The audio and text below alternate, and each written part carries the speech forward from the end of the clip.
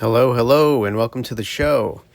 All right, today we have this beautiful Hamilton, gorgeous Royal Oak looking watch. There's a slight issue with it though. We're turning the hands and looks like the hour wheel is kind of stuck. So without further ado, I'm going to pop the bad boy open on the back. It's a pressed case, pretty easy to open. There's a nice little notch in there. And we're going to get this back off and see what's going on. And thanks for joining me today. This is something new to me. I don't really go ahead and film what I'm doing, but I thought I'd try it out. And as you can see, backup plan, we've got a spare movement. But, I'm a purist at heart. And if you take a look very, very closely, there is a little Hamilton sign on the electric part of this watch. And so at the very least, if everything goes wrong, I guess we can try to switch that over. But we're going to take the stem out. And, I never worked on a quartz watch before, really. It's all about vintage, mechanical or automatic pieces for me. So this is a nice little first. I really don't like the idea of going around electronics per se, and my fumbling hands, of course I'm gonna maybe damage it up, but again, backup plan, we have a whole nother circuit just in case we mess one up. So let's see if we can fix this one first though. So we're going to start by taking the hands off, and if you take a look, of course I'm using plastic tweezers.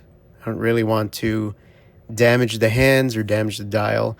Also, because this is an electric watch, something with current in it and that nice little coil that I'm just kind of next to all the time over here, I really don't want to use metal tweezers as much as possible on just for this project.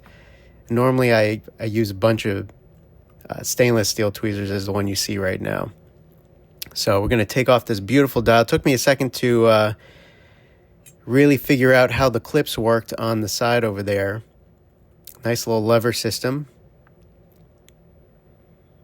And you can see there's like a little dial spacer ring. We got to take that out first. I'll put that to the side. And man, I had recorded all this microscope video as well for this watch. Unfortunately, it got lost, but over here I was just inspecting the dial, and maybe I'll add something in on just how gorgeous this dial is and how textured it is. It's just, it doesn't do it justice on this camera. But talking about the microscope, I did have to break it out. This has to be the world's tiniest C-clip, and even with the Radico, it kind of flung just a little bit. You can just see how tiny this C-clip is that's holding the day and date wheels on the top over here. Normally, it's a little bit bigger than I'm used to. Even on like older Seiko models from the 70s and stuff like that, they have a nice looking C-clip. I wasn't really expecting a microscopic looking C-clip. And so now here I am just taking away, and, without the day disc on there, we can really see underneath and see what the problem is. And yeah, the day's not rolling over, but I actually noticed even something else in here, and it was actually a bit of a surprise because I've never seen something like it before. It looked like it was the day indicator that was broken off, like the handle was broken off underneath the hour wheel. And here you get a good look from the microscope. I actually went back and recorded this. There's two teeth that are missing, so no, there's just no way that the hour was gonna move over. And that big metal part next to the C-clip, which is absolutely tiny, but that big metal part to the right is what I took from underneath the hour wheel. So then my plan quickly changed over there. I was really going to take apart this whole thing and, service it kind of like a mechanical watch with the mechanical components. But I just decided at that moment, you know what? It might be a little bit too much work to go ahead and do all that. Speaking about work, though, I'm doing half the job, really, because I still wanted to use that Hamilton branded quartz piece. And as you can see, I was putting it down so very lightly because I'm just so afraid, because this is an electrical component, and I don't work on quartz watches a whole lot. Very fitting for the channel to start off with something I don't really do, and with video that got lost. But it's a learning process.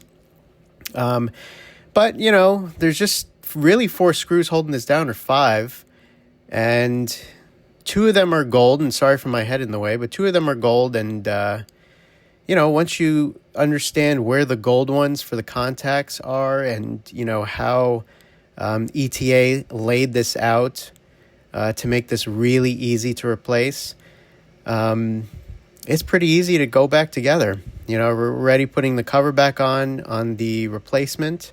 I did steal the cover from the Hamilton original movement as well, just because it was bigger than the other one. It just looked a little bit nicer to me. No functional change, I'm sure.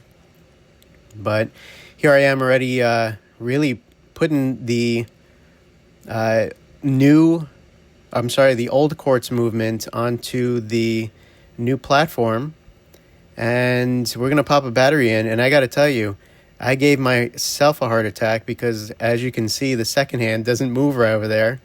And I was like, what the hell's going on? Until I realized, it's a hack function. So when the stem is in the non-setting position, of course it's going to run. Thank God. So now we're just prepping this to receive the dial. We got the feed out, putting that dial spacer ring back in. And again, plastic tweezers whenever possible, around the dial especially. And of course, you guys are not seeing a whole bunch of cutaway video of me struggling to put this on with the very most care, especially since it's raised. But then we're just going to flip this back over. We're going to clip this back in. It's got a nice little lever, like I said, but I was really afraid to, make some marks with the metal tools. So, again, nice little plastic spudger. That's like for spreading CPU coolant, but works great for this project. And now we're just putting on this metal spacer from the back side. And I did realize, by the way, that you have to do this after the dial's in, because you can't move those dial lever feet holding things. And of course, here's the second screw that goes on that.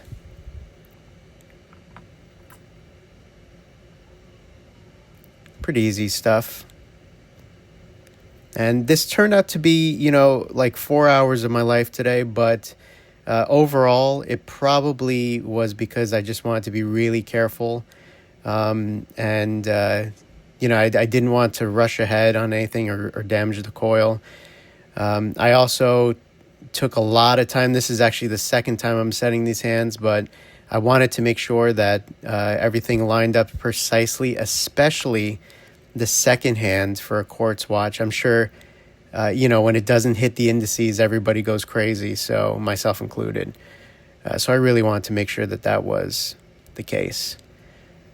So here I'm just checking on the clearance between the hands, and again, you're not seeing really the struggle behind putting the second hand on, but just a little bit of it. But I did get it to pretty much hit the indices, which I was very proud of at the end of the day. And then pretty easy. Time to case it back up, I got my little Hamilton badge on the back over there. It almost looks as if nothing happened. And we got a good functioning watch. Keeps perfect time. Close up on the back over here. Press, fit. Super easy. Not even hard to press that back like some of them are. And there it is. A gorgeous watch ready to be worn. And I'm going to enjoy it for a long, long time. Thank you, Ben, very much for selling it to me on eBay. It's a wonderful piece. Thank you so much.